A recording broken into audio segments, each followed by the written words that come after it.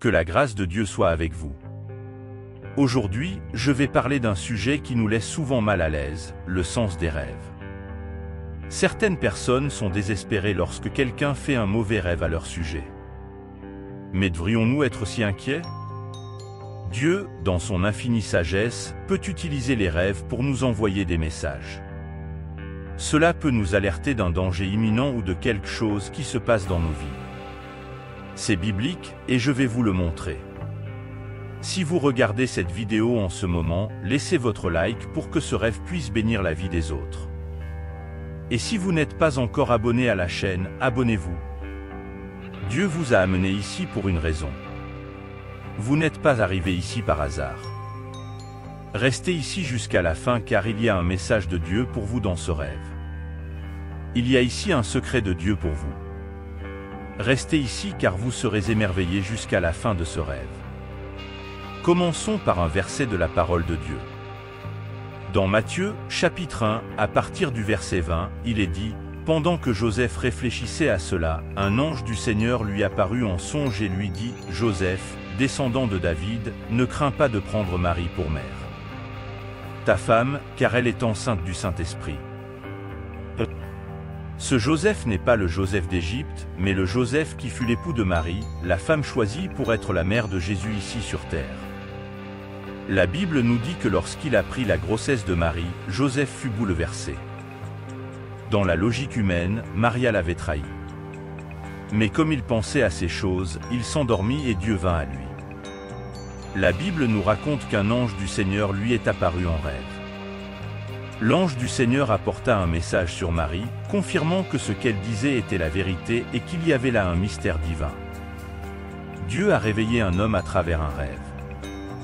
Voyez-vous comment Dieu a toujours utilisé les rêves comme moyen de communication avec l'homme? Dieu a envoyé un ange dans le rêve de Joseph, c'est extraordinaire. Par conséquent, je crois que, si je ne perçois pas les signes de Dieu, si je n'ai pas le discernement pour entendre sa voix, il peut utiliser quelqu'un qui a une plus grande capacité de rêve, une personne de prière, une personne de Dieu, pour parler. Tomé. Mais nous devons comprendre une chose, quand quelqu'un rêve de nous, la première chose que nous devons faire est d'écouter. Ne soyez pas si fiers au point de dire que vous ne voulez pas l'entendre. J'ai vu des pasteurs faire cela. Mais rappelez-vous que Dieu nous parle peut-être à travers ses rêves. Alors, soyez ouverts pour entendre et discerner le message de Dieu. Vous est-il déjà arrivé de penser « Oh, je ne veux pas entendre ça ». Tout cela est dans ta tête. Dieu ne me parlera pas à travers toi? Il semble que maintenant Dieu ne doive parler qu'à vous, n'est-ce pas? Il ne peut pas utiliser une personne, un enfant ou une simple personne pour vous parler. Il ne peut pas utiliser ces nombreuses façons de vous parler parce que vous ne voulez pas l'écouter. C'est ce que tu dis? La Bible nous avertit que celui qui est debout prenne garde à ce qu'il ne tombe. Nous ne pouvons pas avoir le cœur fier de penser que Dieu ne nous parlera pas à travers une personne. Voici donc le premier point. C'est la première chose à faire, il faut au moins écouter. Parce que c'est aussi une question d'éducation. C'est une question de politesse d'écouter quelqu'un, d'humilité. Deuxièmement, si quelqu'un rêve de vous, vous devez discerner si ce que la personne vous dit vient de Dieu ou non. Parce que beaucoup de gens rêvent de moi, mais beaucoup de rêves ne me concernent pas, ils concernent la personne. Un exemple, une personne a rêvé que j'étais chez elle en train de déjeuner avec elle et son mari. Puis elle m'a dit, « Prophète, j'ai rêvé de toi et tu déjeunais avec moi et mon mari. Dieu veut vous parler. » J'ai dit, « Non, Dieu veut vous parler. Dieu veut vous parler. » Je suis apparu dans le rêve, mais en réalité, Dieu ne veut pas me parler dans ce rêve. Dieu veut vous parler. Il est donc essentiel de faire preuve de discernement. J'ai fait tous les rêves apocalyptiques que les gens ont fait à mon sujet et j'ai aussi fait des rêves de bénédiction. Par exemple, je me souviens qu'il y a quelques années, quelqu'un avait rêvé que j'étais dans une nouvelle voiture et à ce moment-là, je pensais en fait changer de voiture. En d'autres termes, c'était exact. La personne a fait un rêve et un détail. Elle a rêvé du modèle de voiture que j'allais acheter. Elle rêvait du modèle exact de voiture que je voulais acheter. Puis, comme c'était quelque chose que seul Dieu et moi connaissions, je ne pouvais pas dire que ce n'était pas Dieu qui me parlait à travers cette femme. En fait, Dieu me confirmait quelque chose à travers sa vie. Et j'ai gardé ce mot dans mon cœur. Il y a quelque temps aussi, quelqu'un a rêvé et il a rêvé que Dieu ouvrait une porte financière extraordinaire pour ma vie. Donc, je crois que Dieu nous parle de plusieurs manières. Il peut utiliser des rêves, des personnes, des situations.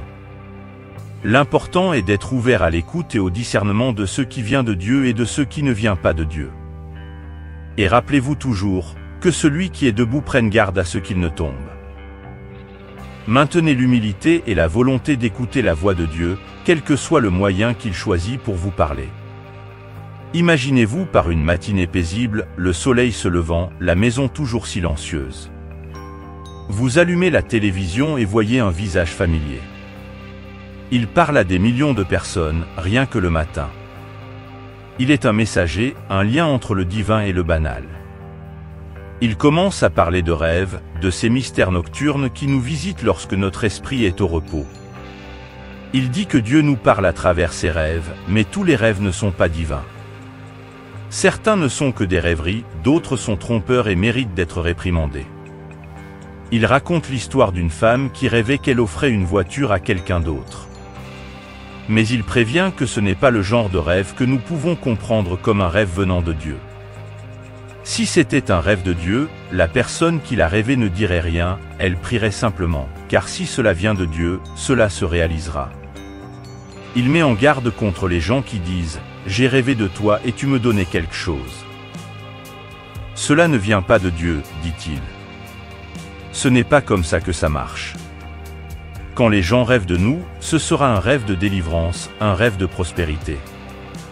Dieu nous donnera quelque chose, mais cela ne sera pas directement lié à cela. Il parle ensuite de l'importance de prier lorsque quelqu'un rêve de vous. Si c'est quelque chose qui vient de Dieu, vous devez prier en déclarant que vous vous appropriez cette parole dans le monde spirituel. C'est important, dit-il, c'est une des choses qu'il enseigne. Je crois que lorsque le rêve vient de Dieu, il faut apprendre à prier à propos du rêve. C'est quelque chose que vous devez réaliser. Quand c'est un rêve de Dieu, vous devez apprendre à prier pour le rêve. C'est quelque chose qui doit devenir une pratique. Et si vous avez fait un mauvais rêve, vous priez et réprimandez. Si vous avez fait un bon rêve, un rêve de Dieu, vous priez et vous en prenez possession.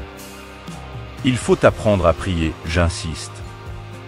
Alors, quand le rêve n'est pas bon, il faut réprimander. Soudain, la personne dit « Ah, j'ai rêvé que quelqu'un de ta famille avait un accident. » Hélas, vous prierez et réprimanderez. Vous ne l'accepterez pas au début. Priez pour réprimander ce rêve. Et il y a des rêves tellement inutiles qu'on ne peut pas y croire. Vous ne pouvez pas y croire, vous ne pouvez pas y mettre tout votre cœur. C'est pourquoi il insiste tant pour enseigner aux gens le discernement spirituel. Il faut avoir un discernement spirituel. Les gens doivent avoir un discernement spirituel. Tous les rêves ne viennent pas de Dieu. Mais il existe de nombreux rêves prophétiques. Et vous avez vu des gens être extrémistes dans ce sens. J'ai vu des gens prendre tout au pied de la lettre, sans discernement. Mais j'insiste, il faut faire preuve de discernement. Il faut savoir différencier ce qui est de Dieu et ce qui ne l'est pas. Alors la prochaine fois que vous entendrez le rêve de quelqu'un d'autre, souvenez-vous-en. N'oubliez pas que Dieu regarde. N'oubliez pas qu'il teste votre cœur. Et rappelez-vous qu'à travers cette épreuve, il essaie peut-être de vous apporter une bénédiction. Avant de vous dire au revoir, je tiens à vous remercier pour votre présence et si vous souhaitez aider la communauté de cette vidéo, le compte est dans la description de la vidéo. Maintenant, avant de vous dire au revoir, je voudrais vous lancer un appel particulier. Si vous n'avez pas encore accepté Jésus comme votre seul sauveur, je vous invite à réfléchir à ce qui a été partagé ici. Jésus est la lumière qui illumine nos vies.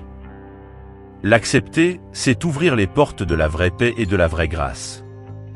Si c'est le moment pour vous, prenez cette décision dès maintenant. Laissez votre réponse dans les commentaires si vous acceptez Jésus comme votre seul sauveur. Que ce soit oui ou non, je veux connaître votre opinion. Et n'oubliez pas de laisser votre commentaire ci-dessous si vous avez des questions, des réflexions ou des suggestions pour de futures histoires. Votre interaction est précieuse. Vos idées enrichissent toujours notre communauté. Enfin, je tiens à exprimer ma profonde gratitude pour faire partie de cette chaîne. Votre présence et votre soutien sont inestimables. J'ai hâte de nous retrouver dans notre prochaine vidéo, pleine de révélations et d'enseignements tirés de la Bible. Que la paix et la grâce du Seigneur soient toujours avec vous. À bientôt. Et rappelez-vous, Dieu est toujours avec nous, nous guidant, nous protégeant et nous bénissant. Il est toujours là, même quand on ne le voit pas. Il est toujours là, même si nous ne le ressentons pas. Il est toujours là, parce qu'il nous aime. Et cela, mes très chers, est la plus belle vérité de toutes.